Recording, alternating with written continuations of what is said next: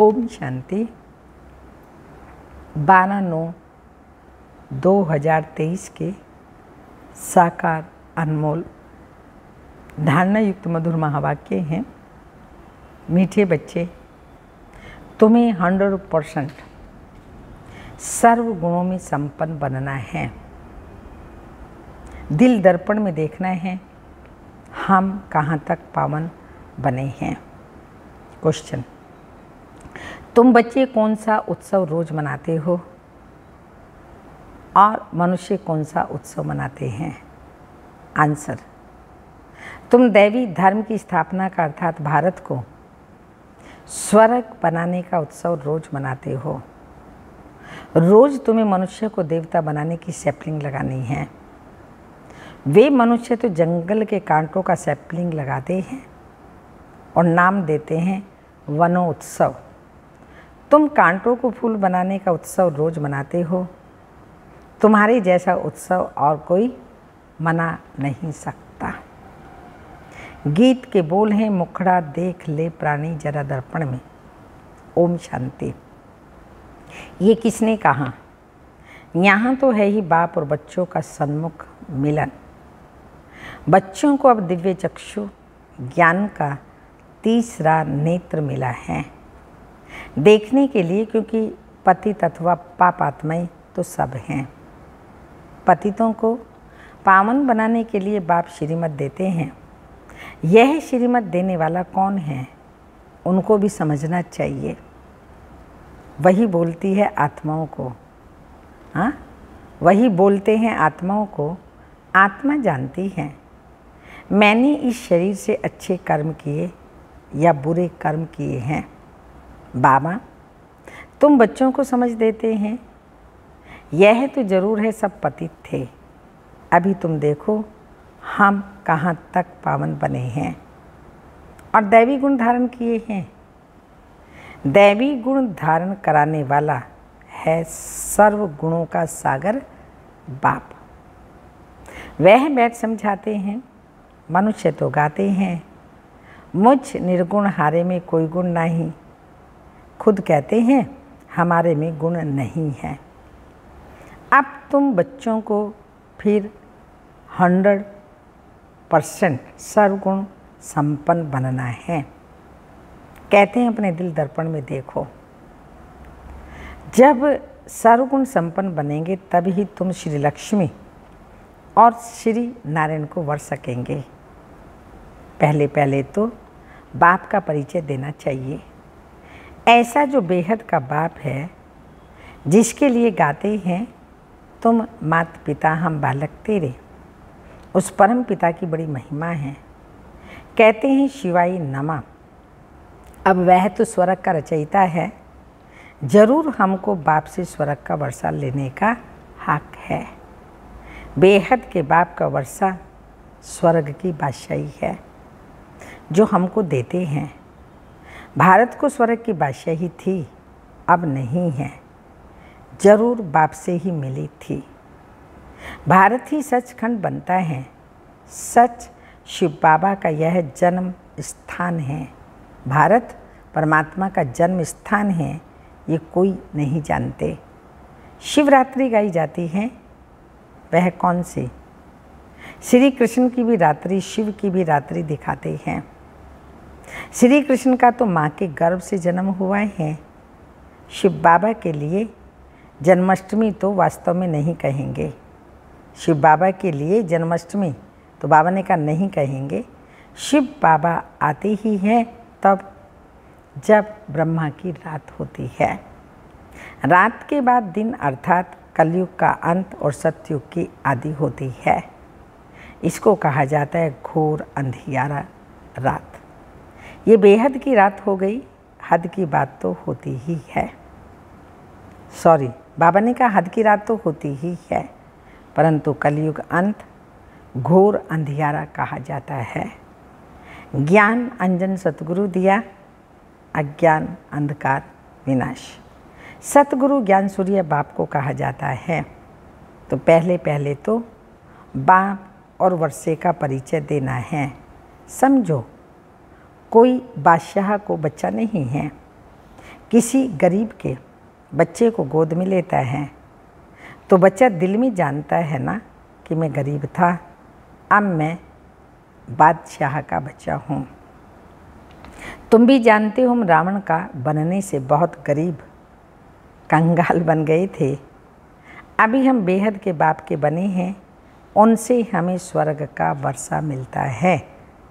ये अच्छी तरह परिचय देना है और फिर लिखा कर लेना है। हमको बेहद बाप से बेहद का वर्षा मिलता है, यह ज्ञान और कोई दे नहीं सकता। सन्यासी तो घर बार छोड़ चले जाते हैं, वह फिर माँ बाप, चाचा, मामा आदि कहलाने से निकल गए कलाश। यहाँ तो गृहस्थ धर्म की बात है, वह गृहस्थ धर्म का त्याग करते हैं। तुम बच्चों को बाप समझाते हैं, तुम सो देवी देवता थे, गृहस्थ धर्म में थे, सर्वगुण संपन्न, संपूर्ण निर्विकारी थे और तुम स्वर्ग के मालिक भी थे। फिर पूज्य से तुम पुजारी बन अपनी पूजा भी करते हो। जब तुम पूज्य सो देवी देवता हो तो तुमको वहाँ पूजा करने की दरकार नहीं है।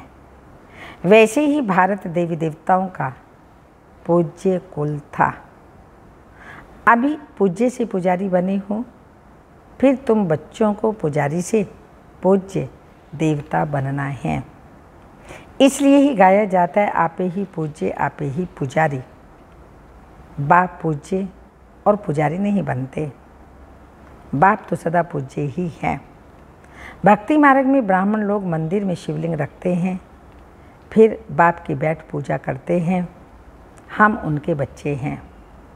हे परम पिता परमात्मा, ऐसे कहेंगे ना, वह तो है निराकार। ये आत्मा ने कहा इन ऑर्गन्स द्वारा।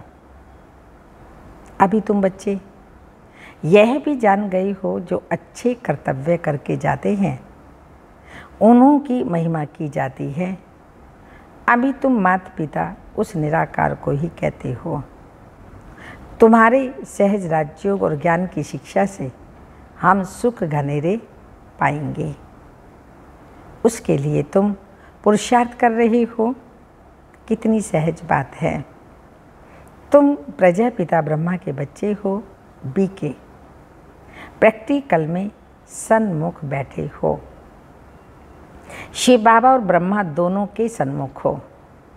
शिव बाबा को अपना शरीर तो है नहीं, तुम जानते हो। शिव बाबा इनके मुख द्वारा राजयोग सिखला रहे हैं। श्री कृष्ण तो छोटा बच्चा है, वो कैसे कहेगा देही सहित देह के सभी संबंधों को भूलो, अपने को आत्मा समझो। यह श्री कृष्ण तो कह ना सके, ये तो बाप ही कह सकते हैं। तो यह बड़ी भूल हुई है। लक्ष्मी नारायण से लेकर यथा राजा रानी तथा प्रजा, उन सबको तो सुख मिला हुआ था। वही सब 84 जन्म ले तमो प्रधान बने हैं। मूल लक्ष्मी नारायण हुए ना। यथा राजा रानी तथा प्रजा, अभी फिर तुम आकर शूद्र से ब्राह्मण बने हो। ये तुम्हारा लीप जन्म है। लीप कहा जाता है धर्माओं को। तुम जानते हो हमारा यह ईश्वरीय जन्म है। दिन प्रतिदिन बाबा नई नई पॉइंट समझाते रहते हैं। जहाँ तक जीना है अंत तक तुमको पढ़ना ही है। पॉइंट्स निकलती रहेंगी, ऐड होती जाएंगी। ज्ञान यज्ञ भी अंत तक चलता है। रुद्र यज्ञ रचते हैं, मिट्टी के शालिग्राम बनाकर उनकी बैठ पूजा करते हैं। आत्मा की पूजा होती है। तुम जीव आत्माएं ने ही भारत को सिरताज बनाया था, तो आत्माओं की पूजा करते हैं। परम पिता परमात्मा बाप के साथ तुम भी सर्विस कर रहे हो, तो शिवलिंग के साथ शालिग्राम भी बनाते हैं। तो मुख्य पहले बाप का परिचय देना है। शिव बाबा ने जन्म लिया, परंतु माता के गर्भ से थोड़ी जन्म लेते हैं। वह है ही निराकार। जैसे कोई शरीर छोड़ देते हैं, फिर उनकी आत्मा को बुलाते हैं श्राद्ध खाने के लिए, तो आत्मा को खिलाते हैं ना। आत्मा ही स्वाद लेती है, कड़वा मीठा दुख सुख ये आत्मा को भासता है। आत्मा में ही संस्कार हैं।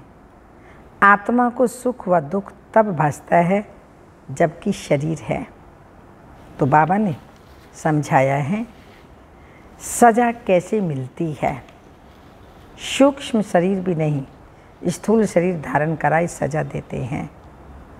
गर्भ जेल में सजा खाते हैं, त्राही त्राही करते हैं, बस मुझे बाहर निकालो। गर्भ महल का भी मिसाल दिया हुआ है। बाहर निकलने नहीं चाहते थे, गर्भ जेल से बाहर निकलना चाहते हैं, दुखी रहते हैं, त्राही त्राही करते हैं, लेकिन गर्भ महल वहाँ बाहर नहीं निकलना चाहते। ये दृष्टांत है। सतयुग में गर्भ भी महल बन जाता है, वहाँ कोई पाप होता नहीं। अभी तुम जानते हो पतित कैसे हुए हैं। नाम ही है अजामिल जैसे पतित, बहुत पाप करते हैं। पावन माना निर्विकारी, मूल बात है ही विकार की। इसलिए पावन बनने के लिए सन्यासी घर बार छोड़ देते हैं। तो उनको महात्मा कहते हैं। मनुष्य सब पतित हैं, इसलिए गाते रहते हैं पतित पावन सीता राम, रघुपति राघव राजा राम आदि आदि। अब राजा राम तो शिव बाबा को नहीं कहेंगे, राम परम पिता परमात्मा को कहा जाता है। राम राजा नहीं, मैं तो राजा महाराजा बनता ही नहीं हूँ। श्री लक्ष्मी महारानी, नारायण महाराजा तुम बनते हो, हम नहीं। मैं तो निराकार पुनर्जन्म रहित हूँ। शरीरधारी जो हैं वह सब पुनर्जन्म लेते हैं।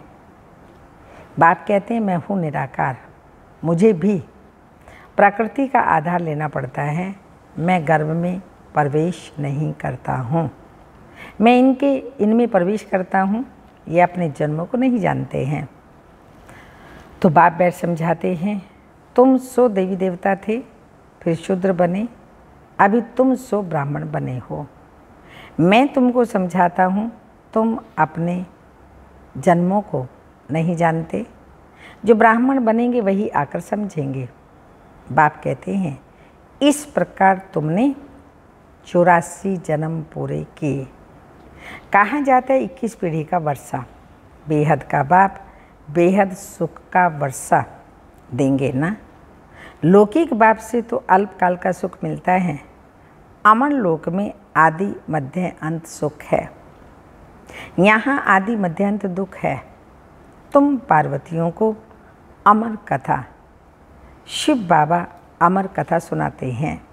अमरनाथ शिव बाबा अमर कथा सुनाते हैं। सत्यनारायण की कथा भी वह सुनाते हैं। ज्ञान का तीसरा नेत्र देने की कथा भी यह है। भारतवासी सदा सुखी थे, बहुत पवित्र थे। पवित्रता हेल्थ वेल्थ थी, कभी कोई बीमार नहीं पड़ते थे। नाम ही है स्वर्ग। भारत प्राचीन स्वर्ग था और कोई धर्मखंड आदि वहाँ नहीं थे। झाड़ का थुर तो होगा ना, थुर में कौन रहते हैं। बरोबर देवी देवताओं के चित्र हैं, वह था फाउंडेशन। परंतु अपने को देवी देवता धर्म वाले कहलाते नहीं। अभी उन्हों की राजधानी स्थापन हो रही है। तुम सतयुग का राधे कृष्ण का जोड़ा बन सकते हो। आओ तो हम आपको समझाएं। तुम सच सच स्वर्ग के प्रिंस कैसे बन सकते हो। इस समय तो सब पतित हैं, कोई भी युक्ति से लिख सकते हो। कहते हैं सब धर्म मिलकर एक हो जाएं, परंतु ये कैसे हो सकता है। एक धर्म तो सतयुग में ही था, एक मत एक भाषा थी, ताली नहीं बजती थी। विश्व के मालिक थे और कोई धर्म नहीं था। ये कैसे बने, फिर और धर्म कैसे आए, यह कोई भी बुद्धि नहीं चलाते। जब बिल्कुल ही पतित बन जाते हैं तब पतित पावन बाप आते हैं और धर्मों की आत्माएं पावन ऊपर से आती हैं। पहले धर्म स्थापक खुद आते हैं, फिर अपने पिछाड़ी औरों को बुलाते हैं, आओ। उनको तो सतो रजो तमो में आना ही है।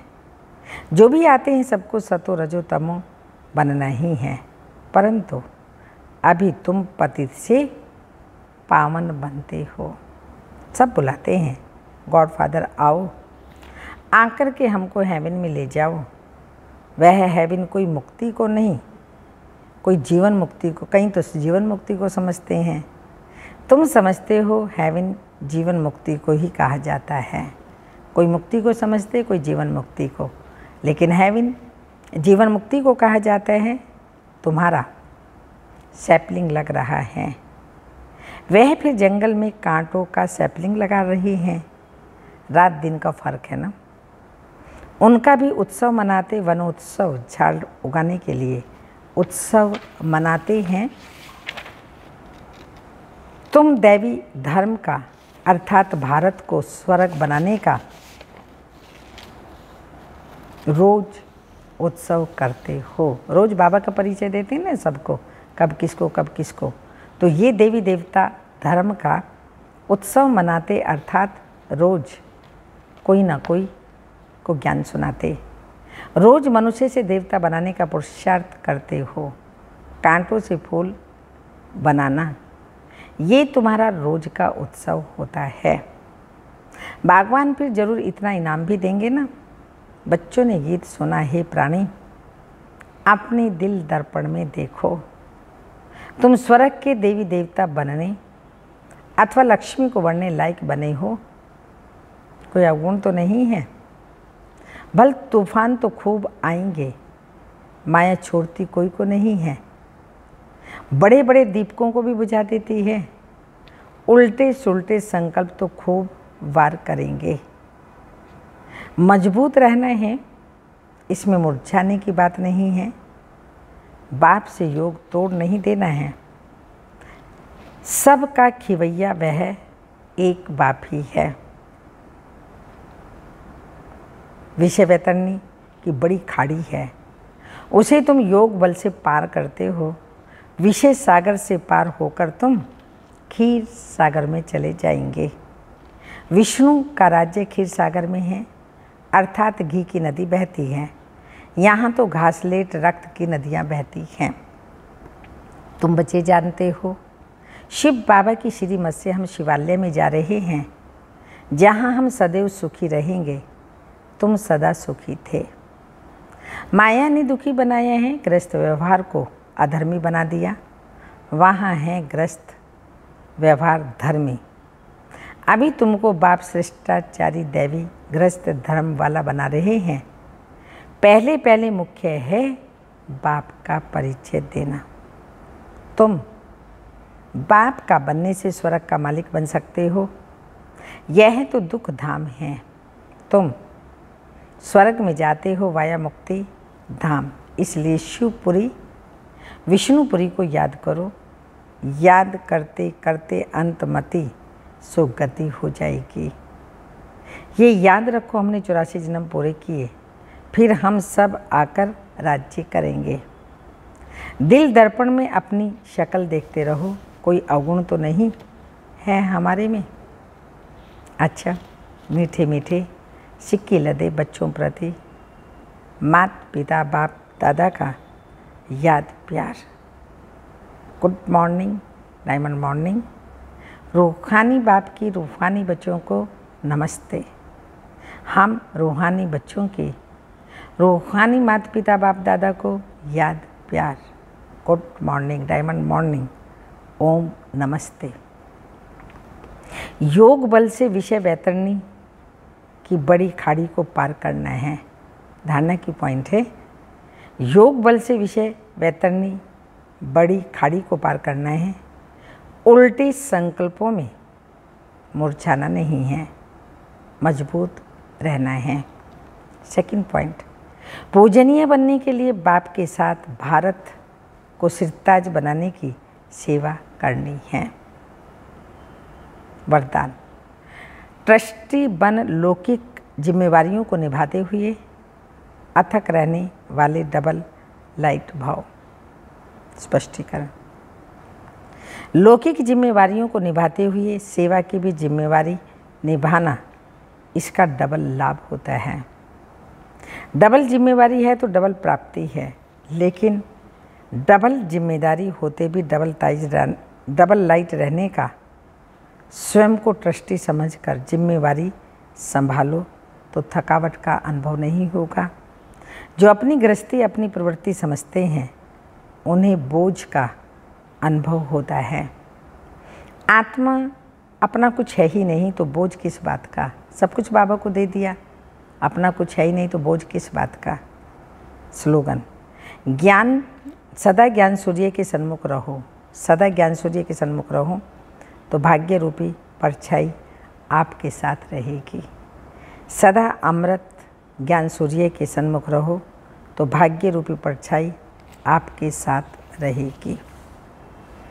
आज का स्लोगन है आज का व्यक्त इशारा, मनसा वाचा कर्मणा, निरंतर दान दो, वरदान दो तो स्व का ग्रहण स्वतः ही समाप्त हो जाएगा। अविनाशी लंगर लगाओ। पुराने संस्कार जो भिन्न भिन्न रूप में समाये अंदर में समाये हुए हैं, समस्या बनकर फिर आते हैं, उन्हें समाप्त करने के लिए अब शक्तिशाली संस्कार दाता विधाता वरदाता के इमर्ज रखो। यह महासंस्कार कमज़ोर संस्कार को स्वतः समाप्त कर देंगे। आप औरों को रास्ता दिखाने के बाप का खजाना देने के निमित्त सहारा बने तो कमजोरियों से किनारा स्वतः हो जाएगा। आप बाप का खजाना देने के निमित्त सहारा बनो तो कमजोरियों का किनारा स्वतः हो जाएगा। ओम शांति।